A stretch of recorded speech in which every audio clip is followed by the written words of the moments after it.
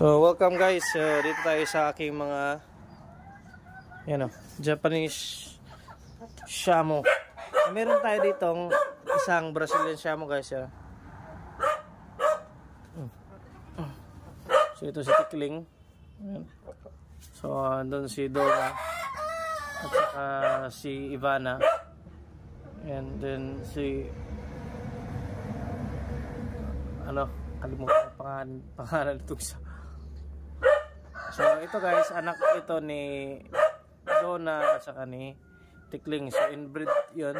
So inbreed yung nila. So kasi ito si Donna at saka si Tikling, anak to ni Ivana. Ang ama nila is si Megatron. Then yun namang isa is isang Brazilian Shamo. Guys,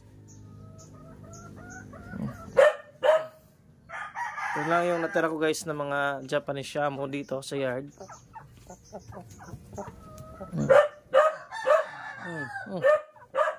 Mga busog.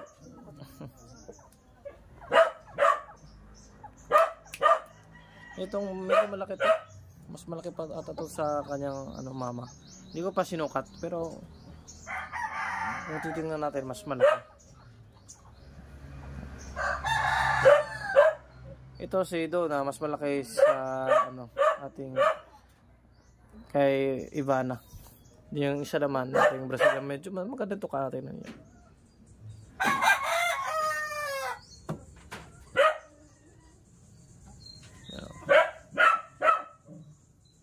Yung kapatid kasi nito, tatlo sila binigay ko sa kaibigan natin. Yung lalaki, ayun na malaki na. Yung babae naman, yung kapatid niya is namatay daw, sinipon, dinagapan.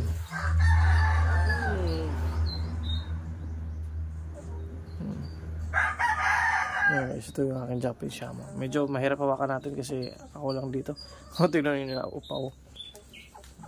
So mga itlog dito guys ni Donna, may nabasag doon. So nilipat ko nga sa incubator. Sana may mapisa doon.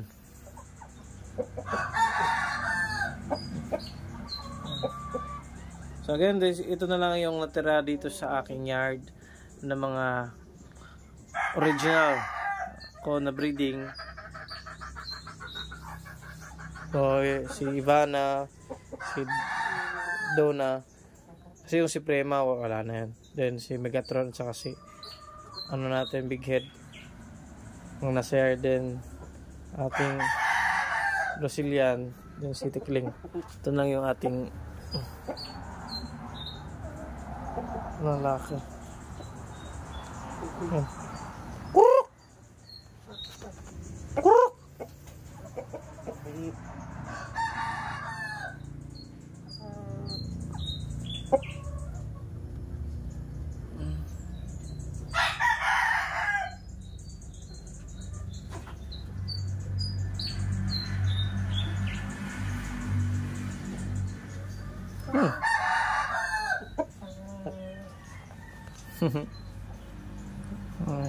Plano ko dito guys, tatanggalin ko to para medyo malawak yung space nila.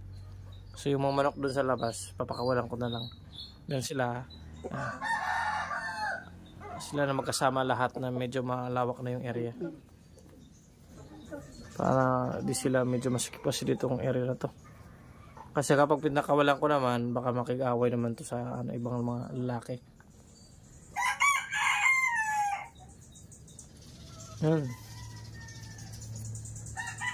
May Japanese Shamo.